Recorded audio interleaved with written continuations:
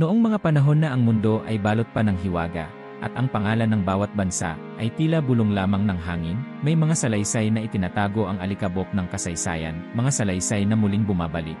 Lalo na kapag ang mga ulap ng digmaan at tensyon ay namamayani sa kalangitan ng gitnang silangan.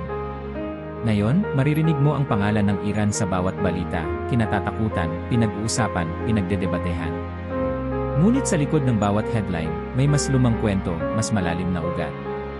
Hindi nagsimula ang lahat sa langis, o sa politika, o kahit sa sigalot ng mga modernong panahon. Matagal nang may tinig ang Persya, isang tinig na sinasabi ng ilan ay naririnig pa rin hanggang ngayon. Malalim sa kadiliman ng panahon, may isang pamilya na tumayo pagkatapos ng baha, si Noah at ang kanyang mga anak na sina Sem, Ham, at Japhet. Sila ang unang binhi ng mga bagong lahi, nagkawatak-watak upang punuin muli ang mundo. Sa tabi ng isang lumang apoy, habang bumubulong ang hangin sa malamig na gabi, tinawag ni Noah ang kanyang mga anak. Sem, Ham, Japhet, halina kayo rito, sabi ng matanda, hawak-hawak ang tungkod na gawa sa matibay na kahoy. Tahimik ang mga bata, hinintay ang salita ng ama. Ang mundong ito, mga anak, ay muling sisibol dahil sa inyo. Dito magsisimula ang mga hari, mga bayan, mga alamat. Lumipas ang mga henerasyon. Mula kay Sem, ipinanganak si Elam, tahimik ngunit matibay, pinuno ng mga tao sa isang desyertong malapit sa Persian Gulf. May kakaiba sa lahing ito, masigasig, masikap, matyaga. Laging binabantayan ng kanyang mga tao ang abot tanaw, tila laging may hinihintay. Ang mga kwento tungkol kay Elam ay naging alamat. Si Elam, sabi ng isang matandang babae, ay anak ng pangakong hindi madaling masira. Kung ano ang itinanim ni Noah, siya namang aanihin ng kanyang mga apo. Samantala, mula kay Japhet, nagmula si Mada, isang batang lalaki na mahilig mamundo, mahilig maglakbay sa hilagang mga kabundukan, tahimik ngunit mapanuri. Diyan sa itaas, doon ang aking bayan, anya minsan sa isang kaibigan, habang tinitingala ang mga ulap na parang umuusok sa umaga. Habang lumilipas ang panahon, unti-unting nabuo ang dalawang lahi, ang mga Elamite at ang mga Medes. Hindi nila alam na isang araw, magtatagpo ang kanilang mga kapalaran at lilikha ng isang kapangyarihan na magpapayanig sa buong mundo. Isang gabi, sa tabing dagat ng Persian Gulf, nagtipon ang mga pinuno ng Elam at Medes. Magkaharap sila, malamig ang gabi, malalim ang katahimikan. Ano ang pakay mo rito, anak ng Sem? Tanong ni Mada, habang iginuguhit ang kanyang daliri sa buhangin. Hindi ako nagdala ng tabak, kundi ng kapayapaan, sagot ni Elam. Maraming taon na ang lumipas. Panahon na para ang ating dugo ay magsanib at hindi magkalaban. Tumango si Mada. Ngunit paano natin mapagkakatiwalaan ang isa't isa? Ang mga anak natin ang magiging patunay, sagot ni Elam. Kung magpapasya tayong magkaisa ngayon, sila ang aanihin ng bunga ng ating pagkakaunawaan. Napangiti si Mada. Kung gayon, simulan natin ang bagong kabanata. At doon, sa ilalim ng mga bituin, tumibay ang isang kasunduan. Dalawang lahi, magkaibang pinagmulan, ngunit isa ang magiging landas. Walang nakakaalam na sila pala ang magtataguyod ng isang imperyo, isang pangalan na magiging alamat at takot ng mga bansa sa hinaharap, Persya. Ang mga kwento tungkol sa kanilang kasunduan ay kumalat tulad ng apoy sa damuhan. Pinag-usapan sa mga pamilihan, inawit ng mga makata, isinulat sa mga bato. Sabi ng ilan, narinig pa raw ni Noah sa kanyang pagtanda ang bulong ng kasunduang iyon. Ang Persya, sabi ng isang matandang propeta, ay hindi lang basta bansa. Isa itong tanda ng panibagong simula at ng dakilang propesya. Habang lumilipas ang mga siglo, unti-unting naging isang kaharian ang Persya, matibay, malakas, at matatag. Unti-unti nilang sinakop ang paligid, pinatibay ang bawat bayan na kanilang madaanan. Sa bawat tagumpay, laging may misteryo, tila may gumagabay na hindi nakikita. May isang gabi, habang naglalakad sa gitna ng gabi si Elam, sumalubong sa kanya ang isang matandang lalaki. Ano ang iyong hinahanap? Tanong ng matanda. Kapayapaan para sa aking bayan, sagot ni Elam. At paano mo mararating iyon? Sa pamamagitan ng pagkakaisa. Sa paggalang sa Diyos ng aming mga ama. Ngumiti ang matanda, tinapik sa balikat si Elam, at naglaho sa dilim. Sabi ng ilan, isa raw itong anghel na ipinadala para paalalahanan ang lahi ng Persya sa kanilang tadhana. Minsan, may mga batang naglalaro sa tabi ng ilog. Habang nagtatampisaw, nagtatanungan sila kung anong magiging pangalan ng kanilang bayan. Persya, sigaw ng isa. Bakit Persya? Tanong ng isa pa. Dahil yan ang sinasabi ng mga matatanda. Sabi nila, dito daw magsisimula ang isang kwento na hindi malilimutan ng mundo. Sa bawat paglipas ng taon, lalong lumalakas ang samahan ng Medes at ng Elamite. Naging balita sila sa ibang bansa, may mga nagtataka, may mga natatakot, may mga naiinggit. Ngunit isa lang ang laging sinasabi ng mga propeta, bantayan niyo ang Persya. Ang kanilang tadhana ay mahigpit na nakatali sa kwento ng Diyos at ng kanyang bayan.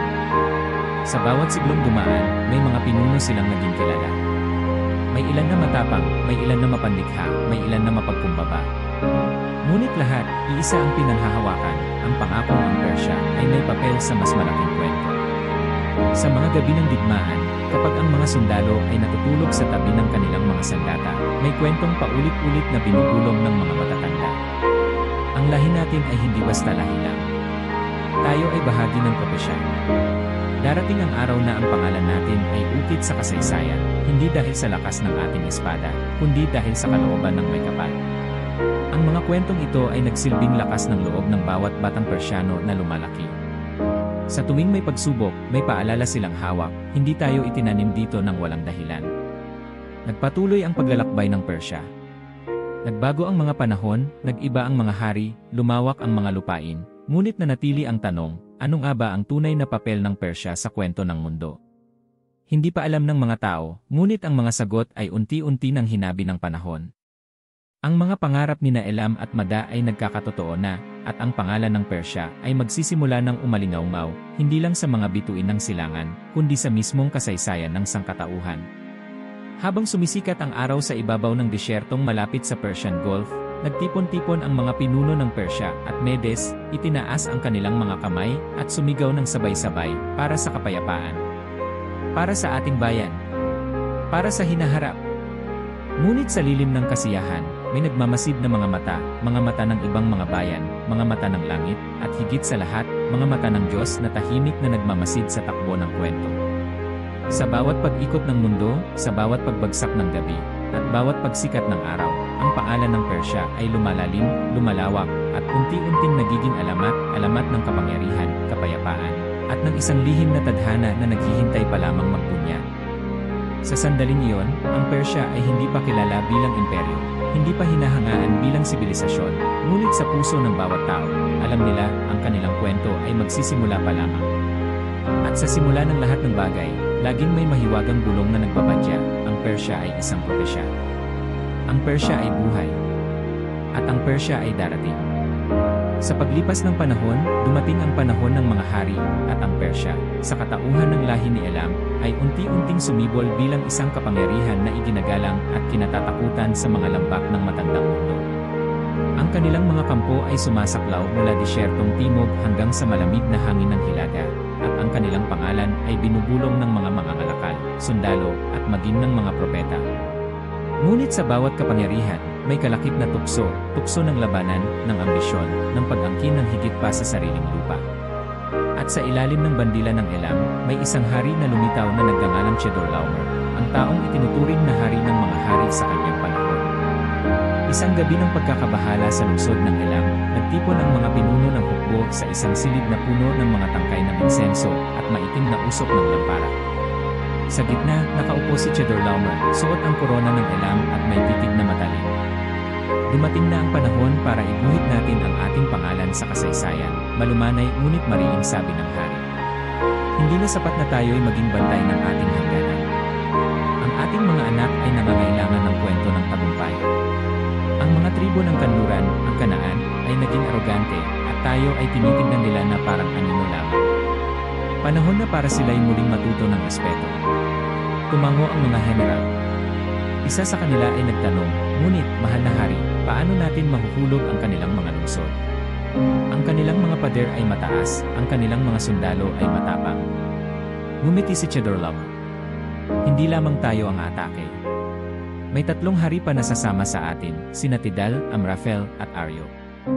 Isang koalisyon. 4 tayong magkakapatid sa digmaan.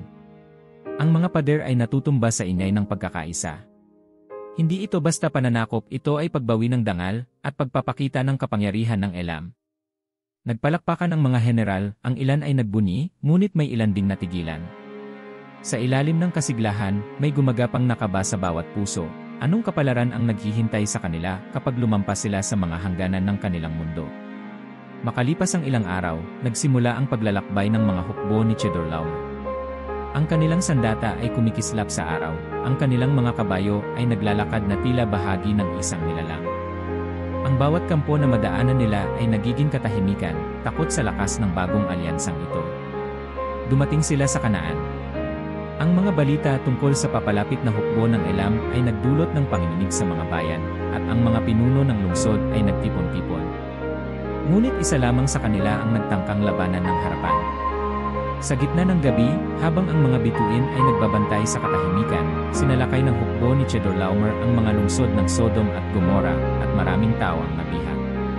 Kasama sa mga nabihag si Lot, isang dayuhang kilala lamang bilang tahimik na pamangkin ni Abrao, ngunit sa gabing iyon, siya ay naging sentro ng kwento. Si Lot, habang nakatali ang mga kamay, ay naglakad sa gitna ng mga bihag, ang mukha ay nababalot ng takot at pagkalito. Bakit ako? Bulong niya sa sarili, bakit ako nadamay sa kanilang digmaan? Habang pinipilit ni Lot na intindihin ang kapalaran, nagkaroon ng kaguluhan sa kampo ng mga bihag. Isang matandang lalaki ang palihim na lumapit kay Lot at binigkas, ang iyong tiyuhin ay magdadala ng liwanag sa kadilimang ito. Huwag kang matakot, sapagkat hindi siya susuko hanggat ikaw ay ligtas. Mabilis naglaho ang matanda, at naiwan si Lot na hindi alam kung ang narinig ay panaginip lamang o hula ng langit. Samantala, sa isang malayong lupain, si Abrao ay tahimik na nagdarasal sa ilalim ng punong ensina. Dumating ang isang sugo at dinala ang balitang si Lot ay bihag ng mga hari ng silangan. Tumindig si Abrao, ang mukha ay puno ng determinasyon. Hindi ko pababayaan ang dugo ng aking laman, madiin wika niya. Tayong may pananampalataya ay hindi basta sumusuko sa takot. Sa panig natin ang Diyos ng langit. Tinawag niya ang kanyang tatlong kaibigang tapat, sina Aner, Eskol, at Mamre, at ang kanyang mga alipin na sanay sa pakikidigma.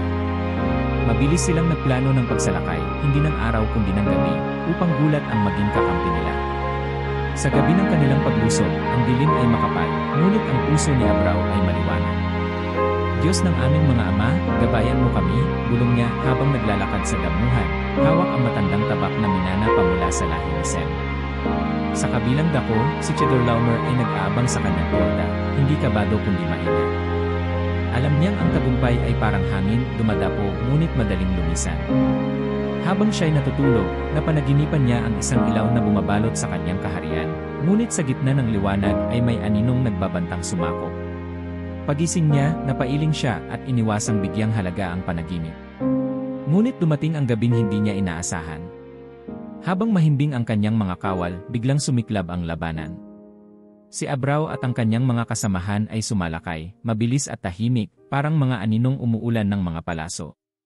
Sa gitna ng kaguluhan, narinig ni Abrao ang sigaw ni Lot. Tiyuhin! Tiyuhin, narito ako! Walang pag-aalinlangan, tinunto ni Abrao ang tinig, nilabanan ang mga kawal ng Elam, at sa bawat hakbang, tila may kamay na hindi nakikita na gumagabay sa kanya. Sa sandaling iyon, sa gitna ng madilim na gabi, nagsanib ang tapang at pananampalataya. Nakita ni Lot ang kanyang tiyuhin. Tumakbo siya, napayakap at napaiyak. Akala ko'y di na kita makikita, tiyuhin. Salamat, salamat. Ngumiti si Abrao, pinunasan ang luha ni Lot. Ang pamilyang pinagpala ay hindi kailanman pinababayaan ng Diyos. Sa loob ng ilang oras, nagapi ang hukbo ni Chedorlaomer. Sa gitna ng kaguluhan, nakita ng hari ng Elam na ang kanilang lakas ay hindi sapat kung ang laban ay hindi lamang sa espada kundi sa layuning higit pa sa tao. Pinanood niya ang pagtalikod ng kanyang mga kawal, habang ang mga kaalyado niya ay nawalan ng gana. Napaluhod si Chedorlaomer, bumulong, ano itong lakas na hindi kayang tumbasan ng alinmang hari? Saan nanggagaling ang proteksyong ito sa mga anak ng Israel? Walang sumagot. Ang gabi ay naging saksi sa isang tagumpay na hindi makakalimutan ng sinuman. Pagkatapos ng labanan, si Abrao at Lot ay nagyakapan, at ang mga bihag ay malayang nakabalik sa kanilang mga pamilya. May luhang dumaloy sa pisngi ng ilan, may halakhak, may mga panata ng pasasalamat sa langit. Lumapit ang isang matandang lalaki kay Abrao. Ano ang sikreto ng inyong tagumpay? Walang ibang sikreto kundi ang pananampalataya, sagot niya. Ang Diyos ng aming mga ama ay totoo sa kanyang pangako. Ang sumisira sa kanyang bayan ay tiyak na babagsak, ngunit ang nagpapala ay pagpapalain. Lumaganap ang balitang iyon. Sa bawat tahanan, sa bawat pamilihan, pinag-usapan ng mga tao ang hindi matitinag na proteksyon ng Diyos sa lahi ni Abraham. Walang kayang tumalo sa kanila, sabi ng isang mangangalakal, kung ang Diyos mismo ang kanilang tagapagtanggol. Dito nagsimulang magbago ang ihip ng hangin para sa Persya. Bagamat malakas at mapangahas si Chedorlaomer, naranasan ng kanyang bayan ang isang leksyong matagal nilang dadalhin, na may batas sa ibabaw ng bawat kaharian, isang batas na hindi nakikita ngunit higit na makapangyarihan. Ang Persya ay naging bahagi ng kwento, isang kwento ng pagtatangka, pagkatalo, at ang di malilimutang aral ng espiritual na batas. Habang pauwi na si Abraham, may narinig siyang tinig sa hangin, parang bulong ng Diyos, pinagpala ka, sapagkat ikaw ay sumunod. Ang lahi mo ay magiging gaya ng bituin sa langit. Napatingala siya, umiti, at naglakad na mas matatag kaysa dati. Sa kabilang dulo ng mundo, si Chedorlaomer ay naglakad din pauwi, ngunit ang kanyang mga mata ay punong-puno ng tanong at takot. Marahil, anya sa sarili, ang tunay na lakas ay hindi sa dami ng hukbo, kundi sa pagpapala ng hindi nakikita. Nag-iba ang kwento ng Persya mula noon. Mula sa pagiging mananakop, nagsimulang mamuhay ang kanilang lahi na may paggalang sa hindi maipaliwanag na puwersa. Ngunit ang apoy ng kanilang kapangyarihan ay hindi pa namamatay, sa ilalim ng bawat aral ay may tinitimping ambisyon na muling lilitaw sa takdang panahon. At habang ang mundo ay muling bumabalik sa normal, may mga nag-uusap pa rin tungkol sa naging tagpo, hindi ito basta digmaan ng tao laban sa tao. Ito ay digmaan ng layunin ng Diyos laban sa mga plano ng tao. At sa bandang huli, laging nananaig ang kanyang kalooban. Sa gabing iyon, nagtipon-tipon ang mga matatanda at mga bata, nag-ikot sa apoy, nagkwento ng mga himala. May mga batang nagtanong, Tay, Lolo, bakit ba hindi pwedeng labanan ang mga anak ni Abraham? Sagot ng isa, Anak, dahil ang may-ari ng kwento ay hindi tao. Sa bawat kabanata ng kasaysayan, may batas na sumasaklaw sa lahat. Tandaan niyo ito, ang nagpapala sa bayan ng Diyos ay pagpapalain, ang sumisira sa kanila ay laging matatalo. At sa ganoong paraan, nagtapos ang isang yugto ng kasaysayan, hindi lamang ng Persya, kundi ng buong mundo. Isinulat ito ng panahon sa mga bituin at inukit sa puso ng bawat bayan. Ang espiritual na batas ay buhay, at ang kwento ng Persya ay nagsisimula pa lamang magbukas ng mga panibagong pahina. Sa bawat salin ng henerasyon, habang umuukit ang panahon ng mga bagong kwento sa mga buhangin ng silangan, unti-unting namayani ang pangalan ng Persya. Ang dating tahimik na lahi, bunga ng pagsasanib ng Elam at Madad, ay naging isang puwersang hindi kayang baliwalain ng mga bansa sa paligid. Ang kanilang mga syudad ay umunlad, ang kanilang mga hukbo ay lumawak, at ang kanilang karunungan ay umabot mula sa mga bundok ng Media hanggang sa malalawak na kapatagan ng Mesopotamia. Habang dumarami ang mga tagumpay, lalong lumalalim ang misteryo ng kanilang kapalaran. May mga kwento tungkol sa mga propeta na tila laging may hinahabol na hula, laging nagbabantay ng mga bituin, laging may tinig na bumubulong sa hangin. Sa bawat labanan na kanilang pinanalo, tila may panibagong anino ng layunin na sumasabay sa kanila, isang layunin higit pa sa yaman, higit pa sa lupain, higit pa sa kapangyarihan. Ngunit sa likod ng tagumpay, may isang bayan na tila laging nasa dilim, ang mga Hudyo, ang bayan ng Tipan. Nang bumagsak ang Jerusalem sa kamay ng Babilonya, nabuwag ang kanilang templo, winasak ang kanilang pangarap, at dinala sila bilang mga bihag sa isang malayong lupaing banyaga. Sa mga tabing ilog ng Babilonya, habang ang gabi ay tahimik at malamig, umalingaw ang mga panaghoy ng mga Hudyo, nasaan na ang Diyos ng aming mga ama. Hanggang kailan kami maghihintay ng pagliligtas? Sa gitna ng ganitong kadiliman, may mga propetang lumikas ng mga salitang tila imposible. Isa sa kanila si Isaas, na matagal nang yumao, ngunit ang kanyang mga salita ay nanatili. Sa mga scroll ng templo, isinulat niya, ganito ang sabi ng Panginoon sa kanyang pinahiran, kay Zero, na aking hinawakan sa kanan, upang lupigin ang mga bansa, at buksan ang mga pintuang bakal. Ipapalaya niya ang aking bayan. Marami ang nagtanong, sino si Zero? Paanong bago pa man siya isilang ay kilala na ang kanyang pangalan? Ilan ay napailing, hindi ba't katawa-tawa na maniwala sa isang pangalan na hindi pa ipinapanganak? Ngunit ang mga tapat ay naniwala, may araw na darating ang tagapagpalaya. Lumipas ang mga dekada. Ang Babilonya, dating walang takot at makapangyarihan, ay unti-unting kinain ng kayabangan at pagkasira sa loob. Ang mga hari nila ay naging pabaya, ang mga hukbo ay naging maramot, at ang mga pari ay nalulong sa kapangyarihan. Samantala, sa kanluran ng ilog, tahimik ngunit mapanuring gumalaw ang Persya, sa pangunguna ng isang batang hari na ang pangalan ay Ziro. Mula pagkabata, kakaiba na si Ziro. Mahilig siyang makinig sa mga alamat ng kanyang bayan, ngunit mas gusto niyang kausapin ang mga dayuhan at alamin ang kanilang paniniwala. May isang gabi, habang siya ay naglalakad sa tabi ng apoy kasama ang kanyang ina, tinanong niya ito, "Ina, bakit ba tayo laging sinasabi ng matatanda na may espesyal na tadhana ang ating lahi?" Ngumiti ang kanyang ina, hinaplos ang buhok ng batang Ziro. "Dahil anak, matagal nang may ibinulong ang mga propeta, na may isang darating na hari mula sa Persya na magdadala ng liwanag sa mga alipin, at ikaw, Ziro, ay ipinanganak na may pangalan na matagal nang narinig ng mga bituin." Mula noon, tumatak sa puso ni Ziro ang pakiramdam na siya ay bahagi ng isang mas malaking kwento. Sa bawat pagdalo niya sa mga pagpupulong ng mga pinuno, sa bawat pakikipag-usap sa mga general, palagi niyang inuuna ang katarungan kaysa sa takot, ang karunungan kaysa sa puot. Habang lumalakas ang kanyang kaharian, napansin ng mga kapitbahay na ibang-iba si Ziro sa mga naunang hari. "Hindi siya sakim sa lupa," sabi ng isang mangangalakal mula sa media. Mas interesado siya sa pagbuo ng kapayapaan kaysa sa pananakop.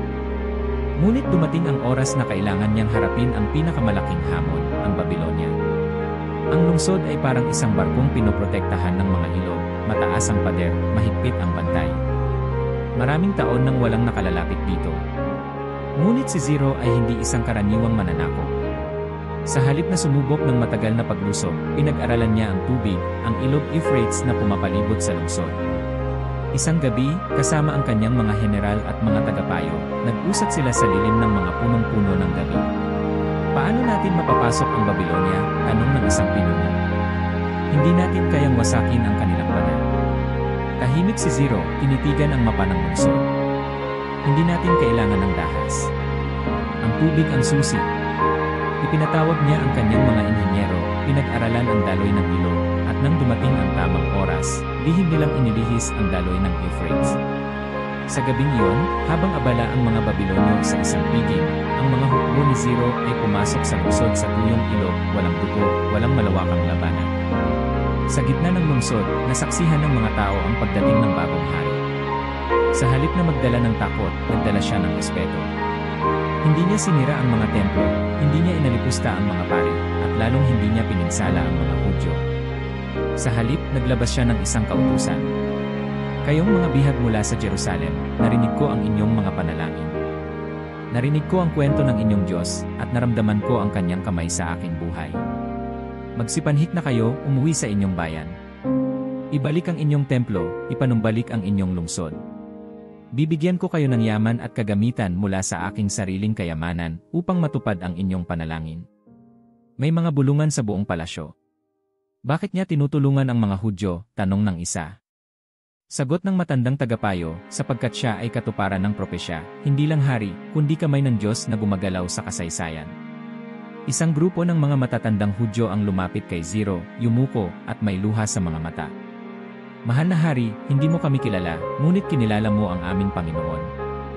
Ang kanyang pangalan ay Jehovah. Ikaw ay hiniram na instrumento ng kanyang awa." Ngumiti si Ziro, sagot niya, "Ang tunay na hari ay yaong naglilingkod sa layunin na mas malaki kaysa sa sarili niyang pangalan." Habang umuwi ang mga Hudyo, buhat ang kanilang mga sagradong kasangkapan na matagal na nilang hinintay, naglakad sila ng may tuwa at pasasalamat. Sa bawat hakbang, iniisip nila ang mga hula ni Isaas, na hindi lang basta hula kundi kwento ng pag-asa, kwento ng muling pagsilang ng isang bayan.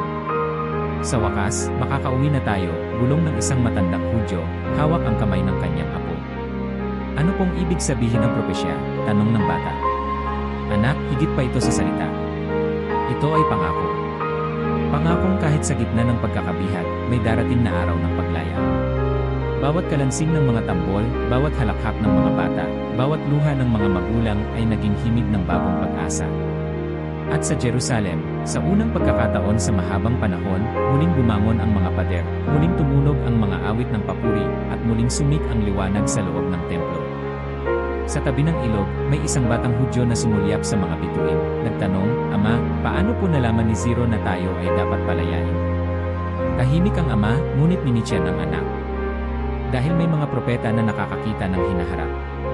At may mga hari na nakikinig hindi lang sa bulong ng tao, kundi sa tinig ng Diyos.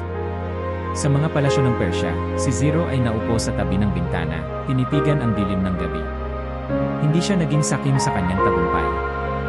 Alam niyang siya ay naging bahagi lang ng mas malaking kwento. Dumating ang isang matandang lalaki, may dalang selyadong sulat. Mahal na hari, ito po ay mula sa isang propetang Hudyo, si Daniel. Siya raw po ay nagpasalamat sa iyong kabutihan at nagdasal para sa iyong lahi. Tinanggap ni Zero ang sulat, binuksan, at binasa ang mga salita ng pagpapala. Isinara niya ang kanyang mga mata at bumulong, kung ito ang tadhana ng aking pangalan, tatanggapin ko ng buong puso. Lumaganap ang balita sa buong mundo, ang Persya ay hindi lamang imperyo ng lakas kundi ng katarungan at pag-asa. Ang pangalan ni Zero ay inukit hindi lang sa mga bato, kundi sa puso ng libo-libong pamilyang nagbalik mula sa dilim ng pagkakabihan. Minsan, sa gabi ng taglamig, habang nagliliyab ang apoy sa palasyo, may batang Persyano na nagtanong sa kanyang ama, "Ama, sino si Zero?" Ngumiti ang lalaki at hinaplos ang buhok ng anak. "Anak, si Zero ay hari na nakinig sa tinig ng Diyos, hari ng Persya, tagapagpalaya ng isang bayan, at sagisag ng isang pangakong natupad." Habang patuloy na umiikot ang mundo, habang ang mga hari ay nagpapalitan at ang mga imperyo ay nagbabago, nanatiling buhay ang kwento ni Zero. Sa bawat panalangin ng Hudyo, sa bawat awit ng pagsamba, sa bawat bulong ng hangin sa Persya, naroon ang pangalan ng hari na minsang naging sagot sa propesya. Hindi lang ito kwento ng pag-akyat ng isang imperyo. Ito ay kwento ng pag-asa, kwento ng pangako, kwento ng isang bayan na sa kabila ng lahat ng hirap ay nahanap ang daan pauwi dahil may isang propetang nagtiwala at may isang haring tumupad. Sa pagsikat ng araw sa ibabaw ng Mesopotamia, isang bagong sigla ang bumalot sa buong silangan. Sa bawat kanto ng lungsod, mula sa malalawak na plaza ng Babylonia hanggang sa mahahabang kalsada ng Susa, pinag-uusapan ang tungkol sa dakilang Persya at sa hari nitong si Zero.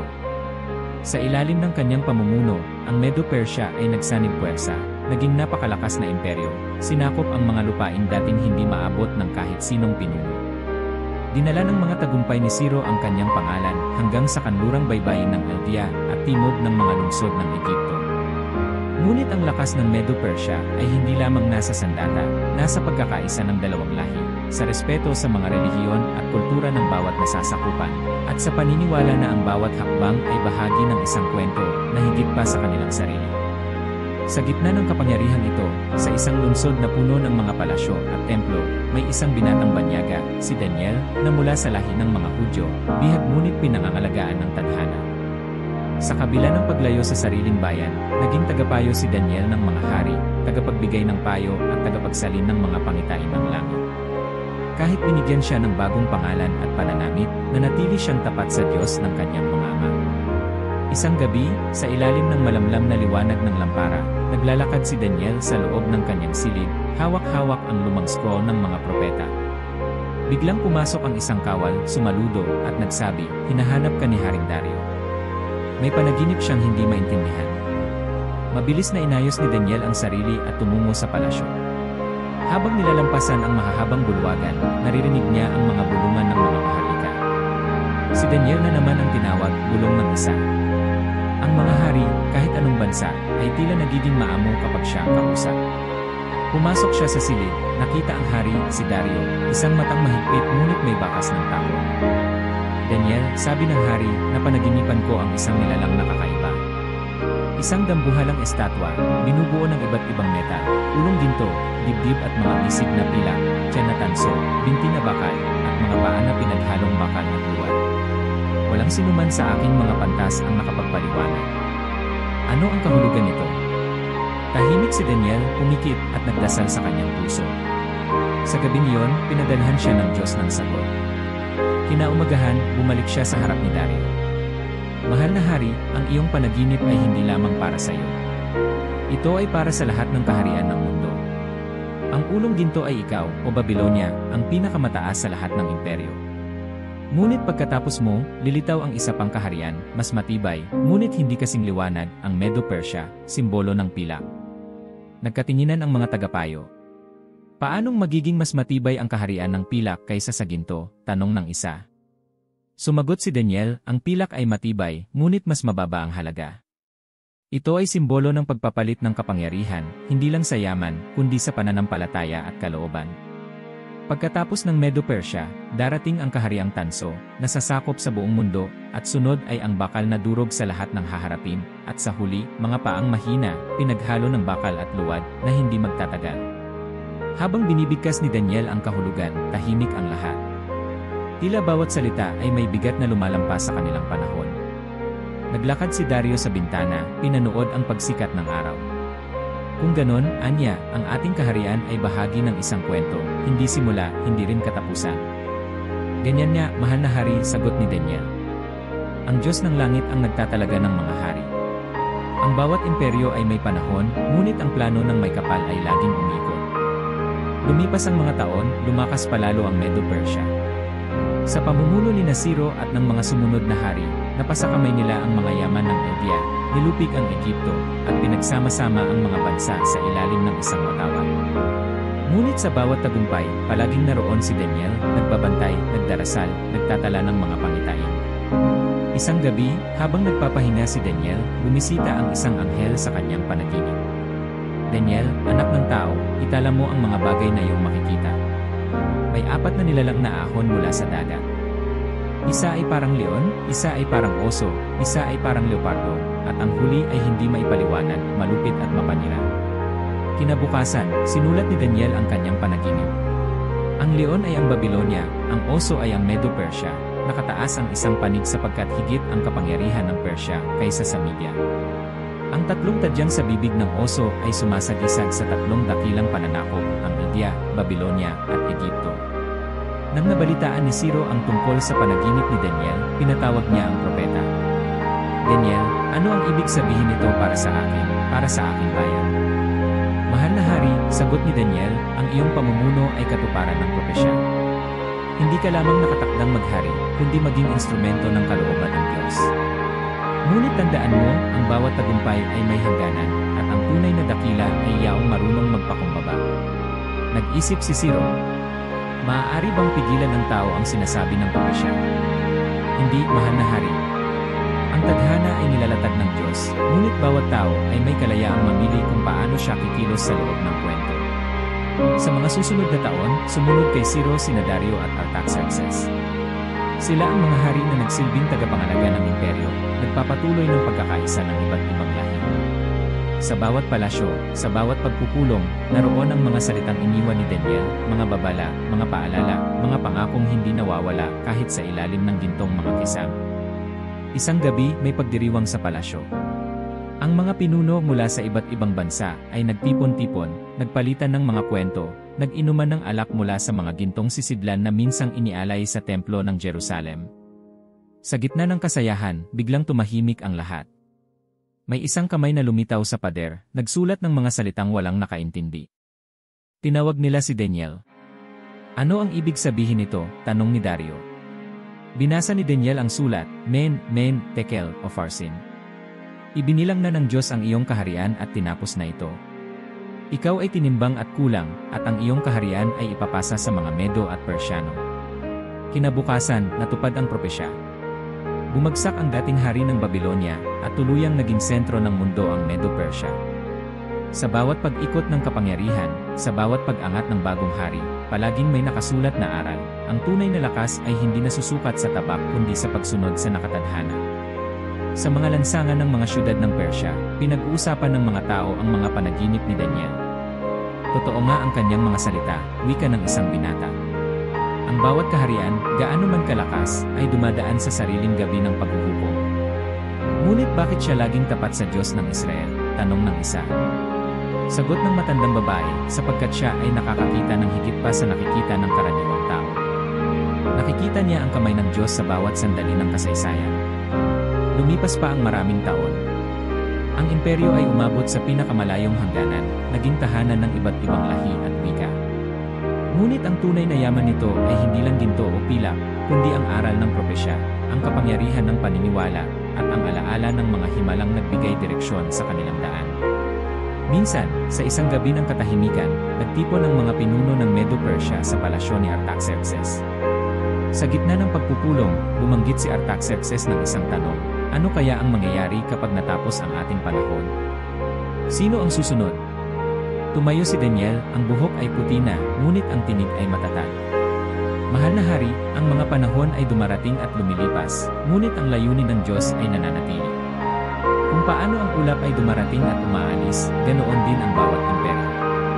Ngunit ang bawat hakbang ng kasaysayan ay may saysay, at bawat hari ay tinatawag upang maging tapat sa kanyang tungkulin. Nagpalakpakan ng mga pinuno, at ng gabing iyon, naglaho ang takot. Alam nilang sila ay bahagi ng isang dakilang kwento. Kwento ng mga panaginip, kwento ng propesya, kwento ng Diyos na tahimik, ngunit makapangyarihang gumagabay sa bawat hakbang ng tao. Habang dahan-dahang lumalalim ang gabi, nagsindi si Daniel ng isang ilawan sa bintana ng kanyang silid. Tumingala siya sa mga bituin, nagdasal ng pasasalamat. Sa kanyang puso, alam niyang hindi siya nag-iisa. Ang bawat salita na kanyang isinulat, bawat panaginip na kanyang isinalarawan, ay naging gabay ng mga hari at ng buong bayan. At sa ilalim ng parehong kalangitan, sa bawat dako ng imperyo, may mga batang natutulog na may panibagong pag-asa. Sa kanilang mga panaginip, lumilipad ang oso na may 3 tadyang, bumabagsak ang mga estatwa ng metal, at umaawit ang mga tao ng isang bagong awit, awit ng isang imperyong ginabayan hindi lamang ng espada, kundi ng propesya at pananampalataya. Sa pagbubukang liwayway ng bagong araw, umalingaw ang isang bulong sa hangin. Ang kasaysayan ay sinusulat hindi lamang ng mga hari, kundi ng mga naniniwala sa layunin ng Diyos. Ang Medo-Persia ay hindi na lamang isang alamat, ito ay naging buhay na daigdig, isang tahanan ng mga tao mula sa lahat ng dako ng silangan at kanluran. Sa ilalim ng liwanag ng bagong imperyo, muling naglakbay ang mga Hudyo pabalik sa Jerusalem. Ang kanilang mga kamay ay punang alabok ng pag-asa, at sa kanilang mga puso ay pumipintig ang pangako ng muling pagsilang. Hindi maikakaila na naging instrumento ang Persya ng Diyos sa paglaya at pagpapanumbalik ng kanyang bayan. Habang ang mga bagong salinlahi ay nagtatrabaho sa mga pader ng sira-sirang lungsod, si Zorobabel, isang prinsipe sa lahi ni David, ay tumayo sa ibabaw ng batong pundasyon ng bagong templo. Sa likuran niya ay si Ezra, ang matalinong eskriba, na bitbit ang mga luma at kupas na aklat ng kautusan. Sama-sama nilang pinangarap na bumalik ang kaluwalhasyan ng dating templo, na muling magningning ang ilaw ng presensya ng Diyos sa gitna ng kanyang bayan. Isang araw, habang umuusad ang konstruksyon ng templo, nagtipon-tipon ang mga matatandang Hudyo sa lilim ng isang punong olibo. Nakatanaw sila sa mga bagong pader na unti-unting binubuo. Naalala niyo ba, tanong ng isa, kung paano winasak ang unang templo? Akala natin wala ng pag-asa. Ngayon, tingnan niyo, buhay muli ang ating bayan, salamat sa kabutihan ng Persya. Tumango si Ezra. Hindi ko makakalimutan ang mga utos ni Haring Ciro. Sa kabila ng lahat, nagpadala siya ng kayamanan at mga manggagawa, ibinalik niya pati ang mga banal na sisidlan. Tunay na ginamit ng Diyos ang Persya upang buuin muli ang Israel. Ngunit habang tumatagal ang mga taon, sa bawat hakbang ng pagbangon, dahan-dahan ring sumisingit ang bulong ng mga propeta. Sa gitna ng katuwaan, may kakaibang lamig na pumapasok. Huwag kayong magpakasiguro, babala ng isa. Walang imperyo na nananatili magpakailanman. Lahat ng ginagamit ng Diyos ay maaaring maging kasangkapan rin ng kanyang paghuhukom. Sa gabi ng isang pagdiriwang, habang nagkakainan ang mga tao at nagtatawanan, may isang batang Hudyo na nagtanong kay Ezra. Guro, bakit po tayo laging pinapaalalahanan ng mga propeta? Di ba't ang Persya ang ating tagapagligtas? Bakit may mga nagbabadya ng pangalan?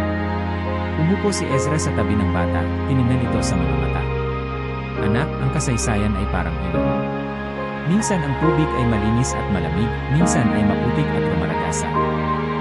Ginamit ng Diyos ang Persya para tayo ay iligtas. Ngunit huwag mong kalimutan, tanging ang Diyos lamang ang tunay na tagapagligtas. Ang Persya ay kasangkapan, pwedeng gamitin para sa kabutihan, pwedeng gamitin para sa paghuhukom. Ang bawat imperyo, gaano man ito kalaki, ay maaaring magbago. Sa isang tahimik na gabi, lumapit si Zorobabel kay Ezra. Kaibigan, hindi mo ba napapansin? Habang tayo ay tumatanggap ng biyaya, may mga propeta sa Persya na nagsisimulang magsalita ng kakaiba. Parang nararamdaman nilang magbabago ang ihip ng hangin. Sila man ay hindi tiyak kung anong papel ang kanilang bansa sa hinaharap. Tumango si Ezra, mahigpit ang hawak sa balikat ni Zorobabel. Ang kasaysayan ng tao ay parang pag-ikot ng buwan. Ang mga dating kaibigan ay nagiging kaaway, at ang mga dating kaaway ay nagiging kasangga. Mahirap intindihin, ngunit narito tayo para sumunod sa kalooban ng Diyos, hindi para magdikta ng ating sariling tadhana. Habang naglalakad sa gabi si Ezra, napansin niyang may lalaking nakatayo malapit sa pader. Tahimik itong nagmamasid, parang may hinihintay. Nilapitan niya ito, "Kaibigan, anong ginagawa mo rito sa dilim?" Sumagot ang lalaki, mahina ang tinig, "Ako ay propeta ng silangan. Naparito ako upang makita ang sinisimulan ninyo. Mabuti ang ginagawa ninyo ngayon. Ngunit mag-ingat kayo. Ang Persya ay tulad ng apoy, nakapagbibigay ng liwanag, ngunit kapag hindi iningatan, maaari kayong tupukin." Nagulat si Ezra. "Bakit mo nasabi yan?" "Ang Diyos ay may mas malawak na plano. Ang Persya ay minsang ginamit para itayo ang inyong templo. Ngunit sa hinaharap, maaring maging bahagi rin ito ng mga bansa na magdadala ng pagsubok. Huwag kayong mawala ng pag-asa, ngunit huwag din kayong tumalikod sa Diyos." Muling naisip ni Ezra ang mga sinasabi ng mga propeta sa kanilang bayan na ang Persya, bagamat naging instrumento ng pagtulong, ay babanggitin sa mga huling panahon bilang isa sa mga kalaban ng Israel. Ang damdamin ng pagdududa ay parang malamig na hangin sa gitna ng mainit na gabi. Sa mga palasyo ng Persya, may mga opisyal na patuloy na nagpapadala ng tulong sa Jerusalem. Ngunit sa bawat pagpapadala ng utos at yaman, may mga bulungan ng mga pari at mga manghuhula, hanggang kailan natin susuportahan ang mga Hudyo? Hanggang kailan tayo magiging kaibigan? Lumipas ang mga dekada, dumami ang mga batas, dumami rin ang mga paalala ng mga propeta. Minsan, may batang Persyano na nagtanong sa kanyang ama, "Tay, bakit laging may tensyon sa pagitan ng Persya at ng mga Hudyo? Di ba tayo ay minsang naging tagapagtanggol nila?" Sumagot ang ama, "Anak, ang mundo ay umiikot. Ang magkaibigan ngayon ay pwedeng maging magkaaway bukas. Ang mahalaga, dapat tayong laging maging matuwid, dahil ang tunay na lakas ay hindi sa tabak kundi sa pagsunod sa kalooban ng Diyos." Nagpatuloy ang buhay sa Jerusalem.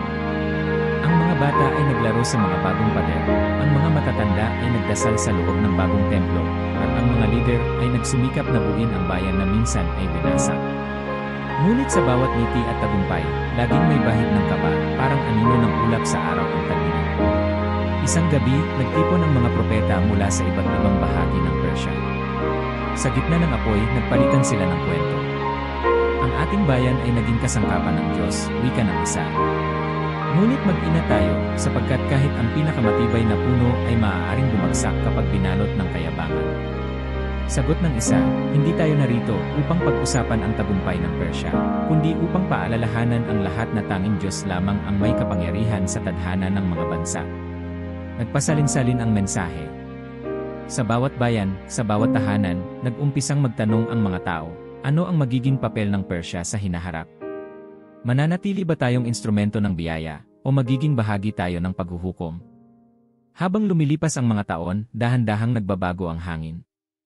Ang mga batas ng Persya ay naging mas mahigpit, ang pagtingin sa mga banyaga ay naging malamig, at ang mga propeta ay lalong lumalim ang mga paalala. Minsan, sa gitna ng panalangin, may isang batang Hudyo ang nagtanong sa kanyang ina, "Ina, may dahilan ba para matakot sa Persya?" Umiti ang ina, yumakap sa anak. "Huwag kang matakot, anak. Ang Diyos ang may hawak ng ating kinabukasan. Ang Persya ay kasangkapan lamang. Kapag dumating ang panahon ng pagsubok, ang ating pananampalataya ang magiging sandigan." Sa gabi ng Pasko, habang nagdiriwang ang mga pamilya sa Jerusalem, nagdasal si Ezra, "Diyos ng aming mga ama, salamat sa pag-asa, salamat sa mga biyayang galing sa Persya. Ngunit gabayan mo rin kami sa panahong darating, lalo na kung ang dating tagapagligtas ay magiging pagsubok." Muli niyang naalala ang aral ng kasaysayan, walang imperyo ang permanente, walang bansa ang nakatataas magpakailanman.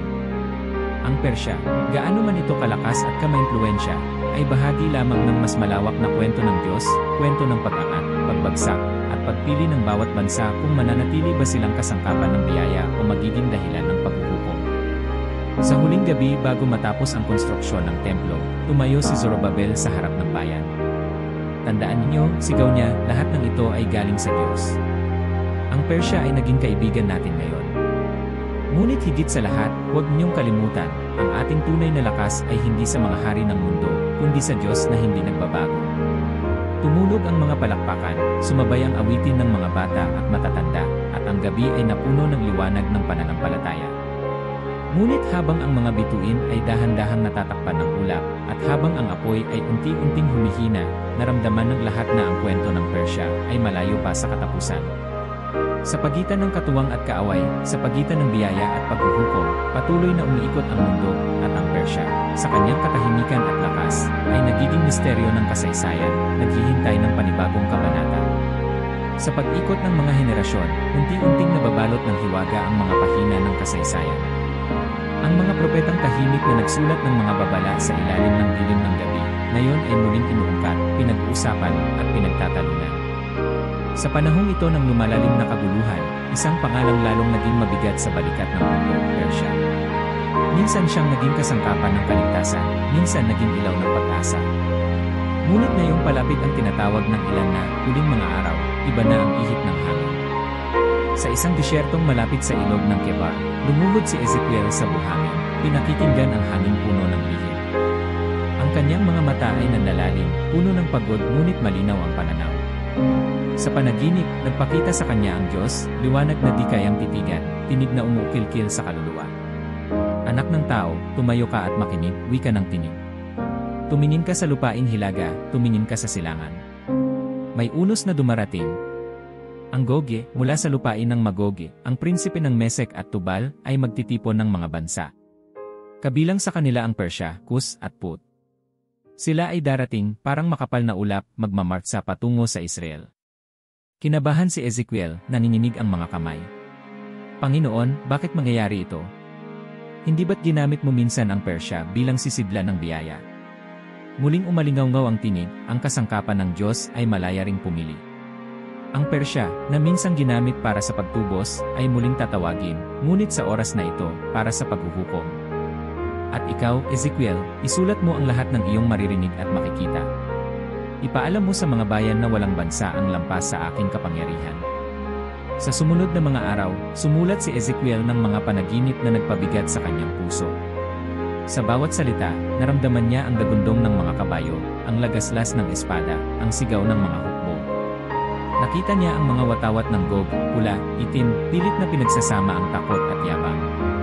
Sa tabi ng mga ito, ang mga sundalo ng Persya, taas noo, matibay, at tila walang alinlangang sumasabay sa agos ng digmaan. Nagtipon ang mga pinuno ng koalisyon, sa gitna ng isang kapatagang binabalot ng alikabok. Tumayo si Goge, matangkad, mahigpit ang titig, boses na parang kulog. Ito na ang ating pagkakataon.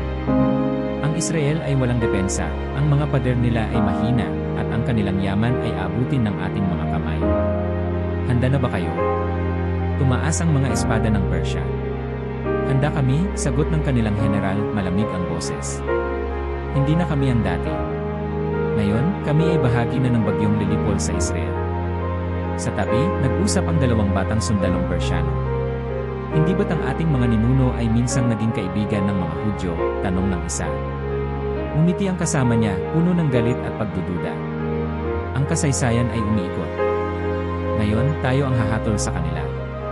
Ang ating hari ay nagsabi, ito ang utos ng ating panahon. Nagpatuloy ang pagpupulong. Ipinamahagi ni Goge ang mga mapa, itinuro ang mga daanan, pinagplanuhan ang bawat sandali ng pag-atake. Sa bawat hakbang, nararamdaman ng ilan ang malamig na hangin ng tadhana, parang may matang nagmamasid mula sa itaas. Samantala, sa Jerusalem, nagtipon-tipon ang mga matatanda, mga pari, at mga bata. Sa bawat tahanan, sa bawat lansangan, sumisigaw ang mga ina, umiiyak ang mga ama. Panginoon, tulungan mo kami, bulalas ng isang matandang babae. Ang ulap ng digmaan ay muling dumadapo sa ating bayan. Lumapit ang isang batang lalaki kay kanyang lolo. Lolo, ano ang mangyayari sa atin? Tumingin ang matanda sa kanluran, hinawakan ang balikat ng bata. Anak, sa bawat digmaan, may kwento ng pag-asa. Ngunit ngayon, higit kailanman, kailangan nating magtiwala sa Diyos ng ating mga ninuno. Siya ang nagligtas sa atin mula sa Ehipto, siya rin ang magtatanggol sa atin sa huling pagkakataon. Sa gitna ng takot, may mga propetang naglakad sa lungsod, sumisigaw, walang sandata ang makapipigil sa plano ng Diyos. Kung ang bayan ay tapat, ang langit ay magbubukas para sa kanila. Ngunit kung ang puso ay malamig, ang pader ay magigiba. Dumating ang araw ng digmaan. Ang langit ay naging abo, ang hangin ay nagdadala ng mga awit ng patay na panaginip. Mula sa hilaga, dumating ang hukbo ng Goge at ng Persya. Parang alon sa dagat ang kanilang bilang. Ang mga sundalong Hudyo ay nagtipon, nanginginig, ngunit matatag. Sa gitna nila, isang matandang pari ang nagdasal ng malakas, Diyos ng Abraham, Diyos ni Moises, huwag mo kaming iwan. Ang unang banggaan ay parang lindol. Umiiyak ang lupa, nanginginig ang bawat puso. Ngunit sa gitna ng kaguluhan, may isang hindi maipaliwanag na takot ang dumapo sa mga hukbo ni Goge. Nagsimula ang pag-aaway sa loob ng kanilang hanay, ang mga espada ay bumaling sa sariling kasamahan. Anong nangyayari? Sigaw ng isang Persyano. Bakit natin nilalabanan ng isa't isa?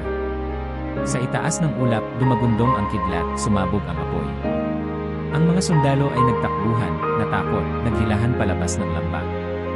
Muling sumigaw si Goge, lumaban kayo. Huwag kayong umatras.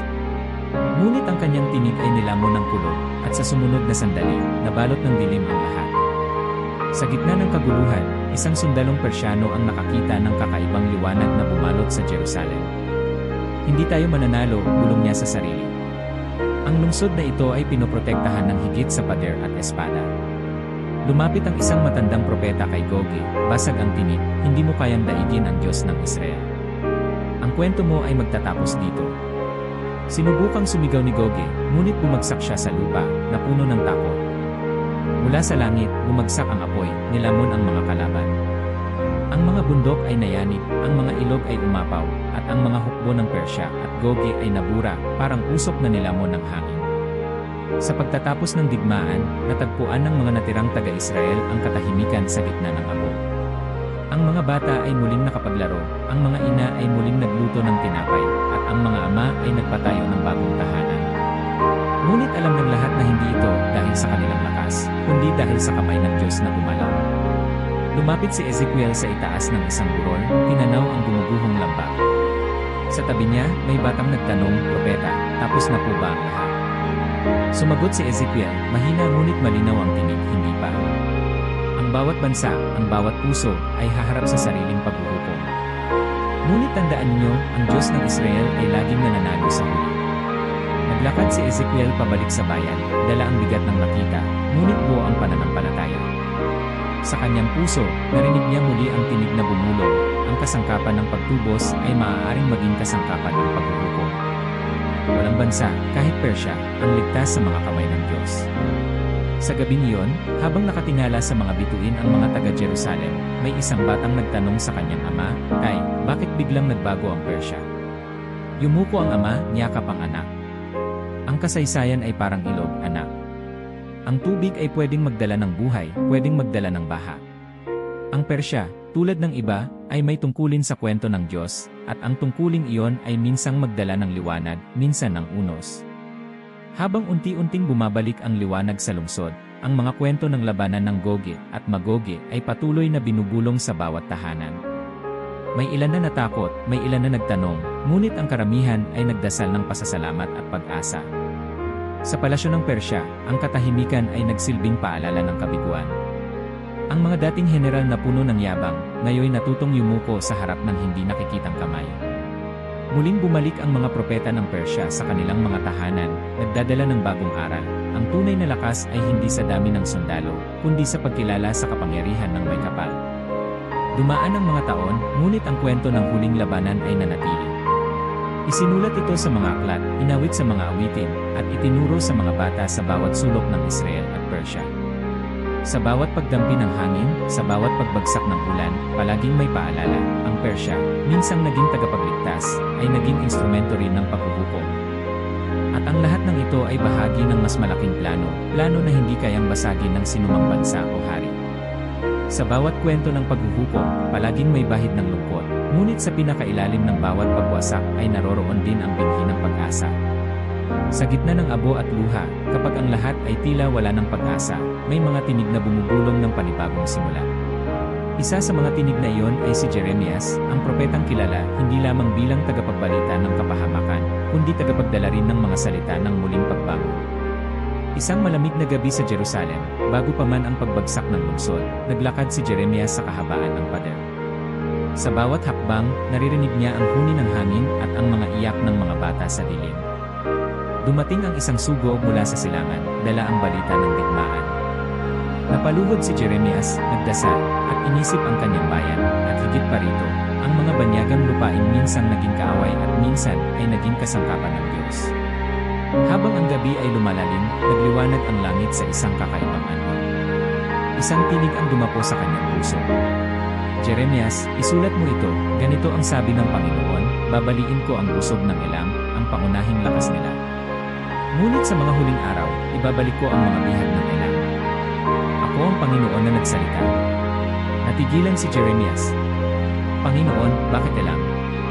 Hindi ba't sila'y naging bahagi ng mga sumira sa amin? Hindi ba't sa kanila nagmula ang mga nagdala ng unos at luha? Ngunit muling umalingaw-ngaw ang tinig, puno ng kapangyarihan at lambing. Walang sinuman ang lampas sa aking awa. Hindi ko ikinatuwa ang pagkawasak ng kahit anong bansa. Ang paghatol ay dumarating, ngunit palaging may puwang ang pagbabalik. Ang Elam ay sasailalim sa pagsubok, ngunit makikita rin nila ang liwanag ng aking biyaya. Kinabukasan, tinawag ni Jeremias ang ilang matatandang tagasulat.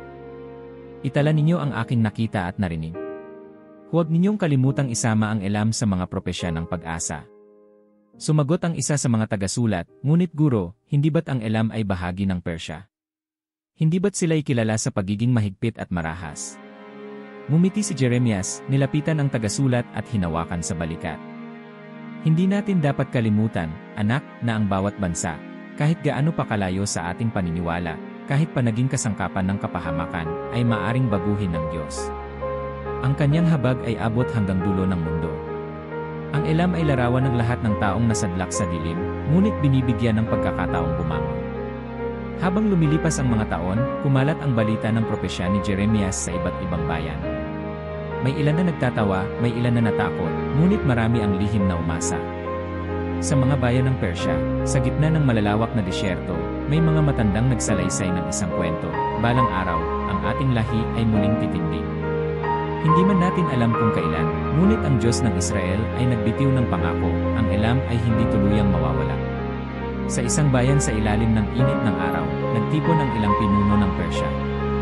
Isa sa kanila, si Dastan, ay isang matandang hukom na kilala sa pagiging marunong at mahinahon. Mga kaibigan, anya, naririnig niyo ba ang mga kwento mula sa kanluran?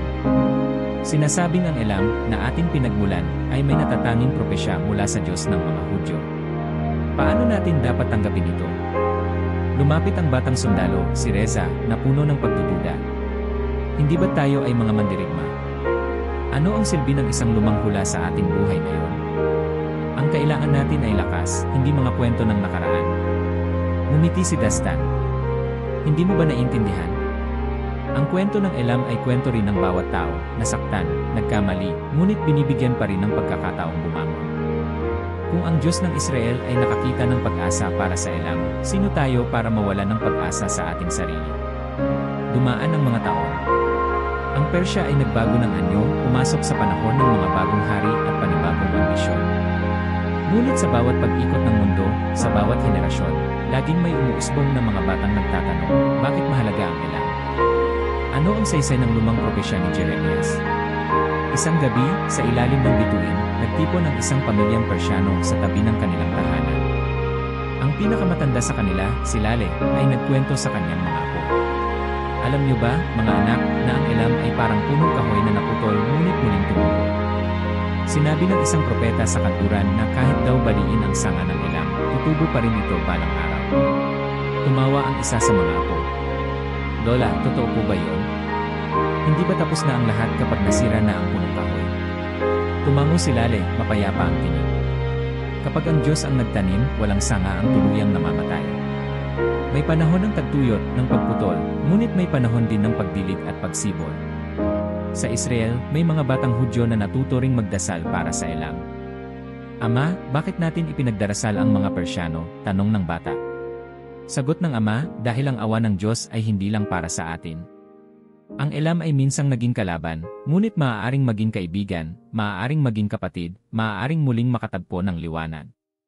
Isang araw, habang naglalakad si Jeremias sa gitna ng mga guho, nakasalubong niya ang isang dayuhang lalaki. Ikaw ba si Jeremias? Tanong ng lalaki. Ako nga, sagot ng propeta. Ako ay taga-Elam. Narinig ko ang iyong mga salita, narinig ko ang iyong hula. Totoo bang may pag-asa para sa amin? Tumango si Jeremias, tahimik ngunit buo ang loob. Walang lahi, walang tao, ang lampas sa pag-asa ng Diyos. Ang iyong bayan ay dadaan sa unos, ngunit darating ang araw ng panunumbalik. Magtiwala ka at dalhin mo sa iyong bayan ang balita ng biyaya. Naglakad ang taga-Elam pabalik sa kanyang bayan, dala ang bagong sigla. Sa bawat tahanan na kanyang nadaanan, ikinuwento niya ang salita ng propeta, salita ng pag-asa, kahit sa gitna ng pagdurusa. Habang lumalalim ang gabi, nagtipon ang mga propeta ng Israel sa isang lihim na silid. Hindi ba't kahanga-hanga ang awa ng Diyos, wika ng isa? Ang Elam, na minsan nating kinatakutan, ay bibigyan pa rin ng pagkakataong bumalik. Sumang-ayon ang isa. Tunay ngang walang hangganan ang kanyang biyaya. Kung may pag-asa para sa Elam, may pag-asa rin para sa bawat tao na lumilihis at nagbabalik. Sa huling taon ng kanyang buhay, naglakad si Jeremias sa pampang ng Ilog Jordan, tanaw ang malayong silangan. Sa puso niya, dala niya ang lahat ng bighati at lahat ng pag-asa ng kanyang bayan. Diyos ng Israel, dasal niya, salamat sa habag. Salamat na kahit ang mga bansang malayo ay binibigyan mo ng pagkakataon. Bigyan mo kami ng lakas na maniwala sa pag-asa, kahit sa pinakaitim na gabi. At sa Persya, sa bawat batang natututo ng kanilang kwento, sa bawat matandang nagbabantay ng apoy, may bulong ng pag-asa na hindi namamatay, darating ang panahon ng panunumbalik. Ang kwento ng Elam ay kwento ng bawat nilalang na umaasa sa bagong simula. Sa pag-ikot ng kasaysayan, nagbabago ang ihip ng hangin, ngunit nananatiling tapat ang ulirat ng tao sa isang tanong, may pag-asa ba sa dulo ng bawat unos? Sa bawat bayan, bawat lahi, bawat henerasyon, naririyan ang patron na paulit-ulit, pagtaas, pagbagsak, paghatol, at muling pagbangon. Walang sinuman ang exempted sa pag-ikot ng tadhana, maging ang mga bansang tulad ng Persya na minsang nagmingming, nalugmok, at ngayoy hinahanap ang sariling anyo sa liwanag ng propesya. Lumipas ang mga taon mula nang bumagsak ang mga hukbo ni Gogi at Persya sa lambak ng paghuhukom. Sa Israel, tahimik na muling bumalik ang buhay. Ang mga hardin ay muling namunga, ang mga bata ay muling naglaro sa mga lansangan, at ang mga matatanda ay nagtipon sa mga plaza upang magkwento ng nakaraan. Ngunit higit sa lahat, nagsimulang gumuhit ang bagong pag-asa, may posibilidad palang matapos ang giyera, ang galit, at ang lumang sugat. Ang bawat bansa na minsang naging bahagi ng unos ay ngayon ay tinutukso ng bagong panawagan, ang panawagan ng kapayapaan. Sa isang gabi ng katahimikan, habang ang mga bituin ay kumikislap sa ibabaw ng Jerusalem, isang batang Hudyo ang lumapit sa kanyang ina. Ina, totoo po ba na may panahon na darating na ang mga dating kaaway natin ay maglalakbay dito hindi upang magdigma, kundi upang magdiwang? Ngumiti ang ina, niyakap ang anak. Yan ang pangako ng mga propeta. Si Zacarias, tagapagsalita ng pag-asa, ay nagsabi, darating ang panahon na ang mga bansa, matapos ang dakilang labanan, ay aakyat sa Jerusalem taon-taon. Hindi upang manakop, kundi upang sambahin ang hari, ang Panginoon ng mga hukbo, at ipagdiwang ang pista ng mga tabernakulo. Malayo sa timog, sa bayang minsang tinawag na Elam, nagtipon ang mga nakaligtas. Matagal nang tapos ang digmaan, ngunit sariwa pa rin ang alaala ng pagbagsak, ng paghuhukom, at ng mahiwagang awa na, kahit sa gitna ng apoy, ay nag-iwan ng bulong ng pag-asa. Ang pinuno ng kanilang lahi, si Jamshid, ay tumayo sa gitna ng mga tao. Mga kapatid, anya, ang ating lahi ay nagsimula sa ilaw, lumubog sa dilim, at ngayoy pinapili tayong muli. Sa lumang panahon, tayo ay naglakbay dito upang makipagdigma. Ngayon, tinatawag tayo na maglakbay hindi dala ang espada, kundi ang puso ng isang sumasamba. Tumango ang mga tao. Isa-isang nagsalita ang matatanda, naalala namin ang mga kwento ng ating mga ninuno, paano tayo ginamit ng Diyos para sa kabutihan, paano rin tayong naging kasangkapan ng unos. Ngayon, binuksan muli ang pinto. Ang tanong, tayo ba ay tutugon? Habang ang balita ng kapayapaan ay kumalat, nagsimulang gumalaw ang mga delegasyon ng bawat bansa, hindi bilang hukbo, kundi bilang mga manlalakbay, may dalang mga handog at awitin. Ang bawat grupo ay may sariling sugat, sariling kwento ng pagkatalo at pag-asa. Sa harap ng Jerusalem, nagtipon sila, dinala ang mga prutas ng kanilang lupain, ang mga tela ng kanilang tradisyon, at ang mga alay ng kanilang puso. Dumating ang araw ng pista ng mga tabernakulo. Mula sa bawat dako ng daigdig, dumating ang mga tao. Ang mga dating kaaway ay lumakad ng magkatabi, walang dalang takot.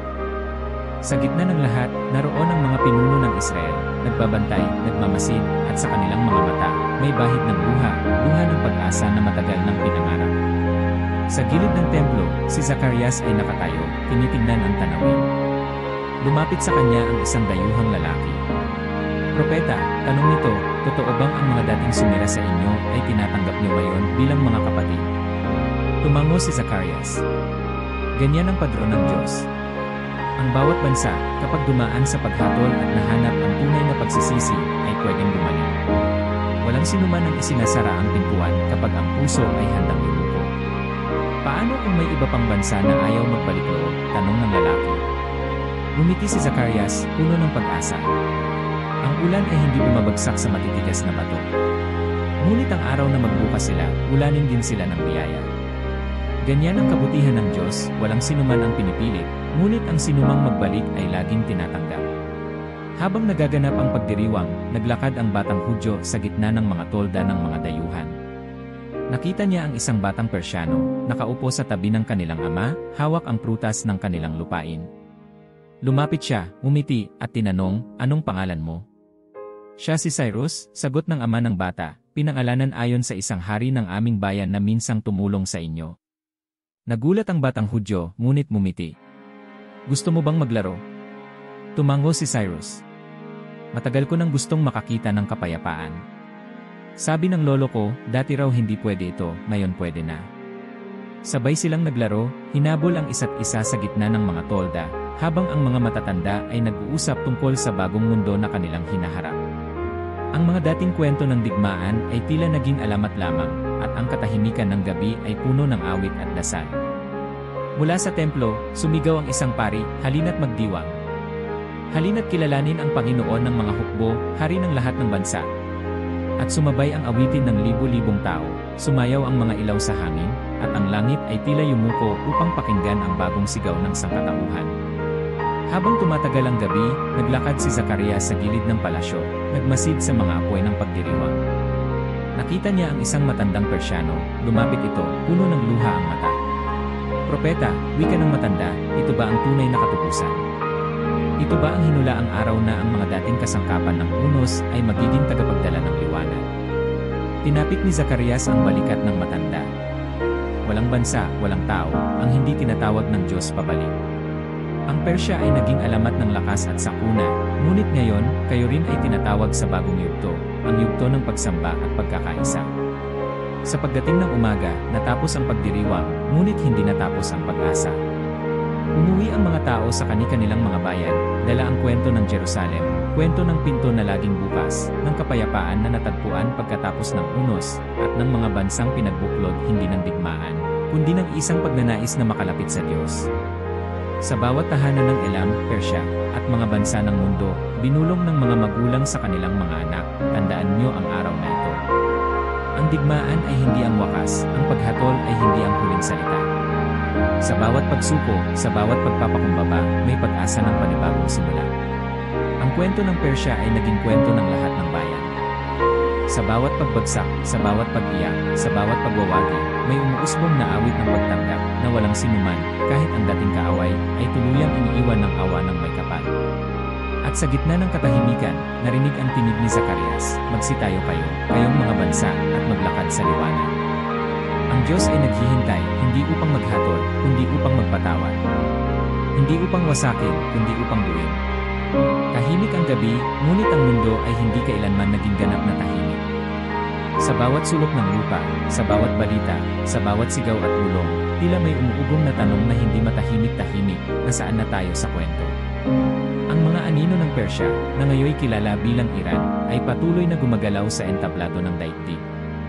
Sa bawat balitang pumapaimbabaw tungkol sa tensyon, digmaan, alyansa, at banta, naririyan ang matandang kwento na minsang isinulat sa mga pahina ng propesya. Pero ngayon, sa mismong harap ng ating mga mata, parang buhay na ulit ang kwento. Ang Iran, minsang sentro ng kapayapaan at tagapagpalaya, minsan ding naging simbolo ng unos at paghuhukom, ay muling lumalakad sa gitna ng pandaigdigang tensyon. Sa mga headline ng mga pahayagan, sa mga programa ng telebisyon, sa mga pulong ng mga lider ng mundo, lagip-laging lumilitaw ang tanong, ano ang tunay na papel ng bansang ito? Sadyang ba talagang walang tapos ang kwento ng Persya? O sadyang hindi natin kayang basahin ang lahat ng lihim ng kasaysayan? Sa isang tahanan sa gitna ng gabi, nag-uusap ang mag-ama. Tay, bakit parati na lang may balita tungkol sa Iran? Bakit parang sila ang laging nasa gitna ng gulo? Ngumiti ang ama, marahan ang tingin. Anak, ang Iran ay tulad ng isang punong matagal nang nakatanim. Ang ugat nito ay malalim at ang mga sanga ay abot hanggang sa kasaysayan. Sa bawat henerasyon, parang palaging naroon ang pangalan nila, palaging may bahagi sa mga dakilang pangyayari. Ngunit higit pa sa balita, higit pa sa politika, ang Persya ay naging isang salamin. Sa bawat pagbagsak, bawat tagumpay, bawat pag-ikot ng kanilang kwento, naroon ang mas malalim na aral para sa lahat. Ang kwento ng Persya ay kwento rin ng lahat ng bansa, kwento ng bawat puso. Ang pattern ng kasaysayan, pagtaas, pagbagsak, paghatol, pag-asa, ay hindi lang sa kanila, kundi sa atin din. May mga gabi na tahimik ang lansangan, ngunit sa internet at sa mga social media, sumisigaw ang balita, may bagong tensyon sa gitnang silangan. Naglulunsad ng bagong armas. May lihim na alyansa. Ang Iran ay muling nasa gitna ng usapan. Marami ang natatakot. Marami ang nagtatanong. Ngunit ilan ba talaga ang tumitingin ng higit sa balita? Ilan ba ang nakakakita na ang mga araw na ito ay hindi lang ulat ng tao, kundi maaaring mismong katuparan ng matandang kwento? Sa isang simbahan, nagtipon ng ilang tao, tahimik na nagdasal. Isa sa kanila, isang matandang babae, ay bumulong, Diyos, tulungan mo kaming makita hindi lang ang takot kundi ang pag-asa. Huwag mong hayaan na matulad kami sa mga nakaraan, na naligaw sa galit at digmaan, kundi gabayan mo kami sa pagsunod sa iyong plano. Habang ang mga gabi ay sumasapit at ang mundo ay patuloy na nagbabantay, unti-unting nauunawaan ng ilan, hindi lang tungkol sa Iran ang kwento. Ito ay tungkol sa buong mundo, isang mundo na paulit-ulit na nauuhaw sa kapangyarihan, ngunit paulit-ulit din nahuhulog, paulit-ulit din muling binibigyan ng pagkakataon. Bumalik ang mga tao sa kasaysayan ng Persya. Naalala nila ang panahon ng pagtatayo at pagkawasak ng mga templo, ang mga araw ng paglaya at mga gabi ng pagkakabihan. Naalala nila ang mga propeta, ang mga haring tumulong at sumira, ang mga kwento ng pag-asa at aral ng pagbagsak. At sa bawat pag-alala, may palaging tanong, tayo ba ay natututo o inuulit lang natin ang padron ng nakaraan? Sa isang eskinita sa lungsod, naglakad ang isang binata, tahimik na nag-isip. Kung ang Persya ay bahagi ng kwento ng Diyos, ano naman ang papel ko? Ako ba ay nagsusubaybay lang ng kasaysayan, o may bahagi ako sa bagong kabanata? Sa likod ng bawat headline, sa pagitan ng bawat digmaan, may mga pangarap na bumubulong, hindi pa tapos ang kwento. At kahit sa mga sandali ng pag-aalinlangan, may natitirang liwanag sa puso ng tao, liwanag na laging naghahanap ng pag-asa, ng pagbabago, ng panibagong simula. Habang umuusad ang gabi, lumalapit ang isang batang babae sa kanyang ina. Ina, paano po natin malalaman kung ang panahon natin ay bahagi na ng huling kabanata? Hinalikan ng ina ang anak sa noo. Walang nakakaalam ng lahat ng detalye, anak. Ngunit may isang siguradong paalala ang Diyos, sa bawat pagsubok, may pintuang nakabukas. Sa bawat paghuhukom, may pagkakataon ng pagtubos. At sa bawat kwento ng isang bayan, naroon ang kwento ng bawat puso. Tumingala ang bata sa langit, sinundan ng tingin ang mga bituin. Ina, natatakot po ako minsan. Ngumiti ang ina, niyakap ang anak. Lahat tayo, anak. Ngunit ang takot ay hindi dahilan para mawala ng pag-asa. Ang takot ay paalala lang na kailangan natin ng pananampalataya. Sa gitna ng katahimikan, sumigaw ang tinig ng isang tagapagbalita sa radyo. Mag-ingat po ang lahat, may bagong tensyon na naman sa hangganan. At muli, nagising ang mga tao, nagtanong, naghanap ng balita. Ngunit may ilan, sa kabila ng ingay, ay pumili ng katahimikan, nanalangin, at tahimik na nagtanong, ano kaya ang tinuturo ng Diyos sa ating panahon? Dumating ang umaga, dahan-dahang sumikat ang araw sa silangan. Sa kabila ng lahat ng gulo, may batang naglakad papasok sa paaralan, may ina na nagluto ng almusal, may magsasakang nagtanim ng binhi, may matandang umupo sa balkonahe upang magbilang ng mga alaala. Ipinagpapatuloy ng mundo ang kanyang siklo. Ngunit sa puso ng bawat isa, muling pumintig ang matandang aral. Ang Persya, ngayoy Iran, ay hindi lang pangalan sa kasaysayan. Ito ay paalala na walang lahi, walang bansa, walang tao ang lampas sa biyaya at paghuhukom ng may kapal. Ang bawat yugto ng kanilang kwento ay parang salamin. Ang bawat tagumpay ay may kasunod na pagsubok, bawat pagkabigo ay may panibagong liwanag.